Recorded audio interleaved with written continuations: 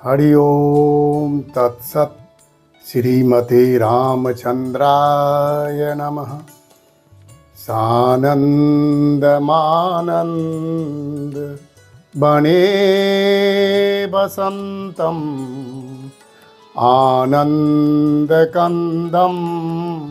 हतपापवृन्दं वाराणसीना थमनाथनाथं श्रीविश्वनाथं शरणं प्रपद्ये। श्रीविश्वनाथं शरणं प्रपद्ये। देवियों, एक सज्जनों, पुष्पम एस्ट्रो में आप सबों का एक बार फिर से स्वागत है। इसके पहले हम विवाह के कुछ बिंदुओं पर चर्चा किए थे और आगे भी शेष बातें होंगी। आज इसी कड़ी में वैवाहिक दोष की निवृत्ति के लिए महाशिवरात्रि पर्व एवं व्रत से जुड़ी कुछ महत्वपूर्ण बातें हम करेंगे। महाशिवरात्रि अत्यंत ही आनंद प्रदायिनी रात्रि है, जिससे भगवान शिव का विशेष संबंध है। इसके पीछे कई धार्मिक मान्यताएं और पौराणिक कथाएं हैं। कहते हैं इसी दिन जगत जननी माँ पार्वती का विवाह जगत के पालनहार जगत पिता देवादिदेव महादेव से हुआ था। साथ ही भोले भंडारी उसी दिन वैराग्य जीवन से गृहस्थ जीवन में आए थे। फाल्गुन कृष्ण चतुर्दशी तिथि में जीवन रूपी चंद्रमा के शिव रूपी सूर्य के समीप होने से इस विशेष संयोग के कारण इस चतुर्दशी पर महाशिवरात्रि के अवसर पर शिव पूजा करने से जीव को अभीष्ट फल की प्राप्ति होती है। ज्योतिष शास्त्र के अनुसार इस दिन चंद्रमा का सूर्य के नज़दीक होना एक सौभाग्यशाली संयोग है।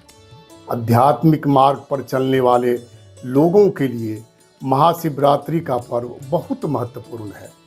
वैसे हर चंद्रमास के 14वें दिन या अमावस्या से एक दिन पहले शिवरात्रि आती है, परंतु फाल्गुन मास के कृष्ण पक्ष की चतुर्दशी तिथि इन 12 शिवरात्रियों में से अत्यधिक महत्वपूर्ण है। आध्यात्मिक दृष्टिकोण से सबसे अधिक महत्वपूर्ण है। शिव पुराण के अनुसार जिस रात्रि के मध्य में चतुर्दशी तिथि का संयोग होता है, उसी दिन शिवरात्रि महापर्व मनाया जाता है। आगामी 26 फरवरी बुधवार को यह उत्तम संयोग घटित हो रहा है, अतः 26 फरवरी को ही महाशिवरात्रि मनाया जाएगा।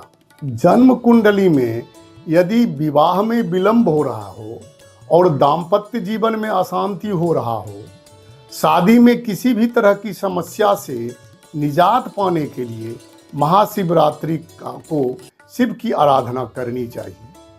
शिव महापुराण के कोटि रुद्र संहिता के 37वें एवं 38वें अध्याय में शिवरात्रि व्रत की विधि बताई गई है, जबकि 40वें अध्याय में शिवरात्रि व्रत का महात्म बताया गया है। ऐसी मान्यता है कि महाशिवरात्रि के दिन श्रद्धापूर्वक पूजा करने का फल बेहद शुभ रहता है। इस दिन हर पहर पर ओम नमः शिवाय के एक एक माला जप श्रेष्ठ फलदायक होता है। इस दिन शिवलिंग पर बेलपत्र एवं धतूरा अवश्य ही अर्पित करना चाहिए। ऐसा करने से मन का विकार नष्ट होता है। शिवरात्रि के दिन समुद्र मंथन की कथा का भी स्मरण श्रवण करना चाहिए, क्योंकि समुद्र मंथन में जब विष निकला, जिसे पीकर भगवान शिव नीलकंठ बन गए थे। इसलिए शिवरात्रि को शिव की उपासना करना विष सरीखे दुखों का नाश करना है। उस दिन सूर्य और चंद्रमा के शनि की राशि में होने के कारण लोगों के मन में जो उदासी पैदा होती है, उससे ज्ञान उत्पन्न होता है और अंदर की पशुता नष्ट होती है। इसलिए भगवान शंकर को पशुपति भी कहा जाता है। अपनी पशुता के कारण ही मनुष्य अनेक दुखों में पड़ा रहता है और जब तक मनुष्य के अंदर की पशुता का नाश नहीं होता, तब तक उसके अंदर की मनुष्यता नहीं जागती, क्योंकि मनुष्यता के जगे बिना कोई देवत्व की तरफ अग्रसर हो ही नहीं सकता। महाशिवरात्रि के दिन उपवास करके आराधना करना ग्रह शांति का उत्तम उपाय है। भगवान शंकर आशुतोष हैं, इसलिए उनकी आराधना से हर प्रकार के दुखों का नाश होता है। लिंगाष्टक में इसका उल्लेख है, अष्टदरिद्र विनाशित लिंगम तत् प्रणमामि सदा शिवलिंगम। इसका पाठ करने से और ज़्यादा पुण्य की प्राप्ति होती है, जैसा कि लिंगाष्टक में कहा गया है। इसका पाठ करने से दरिद्रता की नाश होती है। 7 दिन के पूजा के उपरांत प्रदोष काल में पूजा के उपरांत शिव तांडव स्तोत्र का भी यथावसर पाठ करना चाहिए, जैसा कि उसमें शिव तांडव में उल्लेख है, पूजावसान समये 10 वक्त्र गीतम यह शंभो पूजन परम पठति प्रदोषे तस्य स्थिरांग रथ गजेंद्र तुरंग युक्तांग लक्ष्मी सदैव सुमुखी प्रददाति शंभो।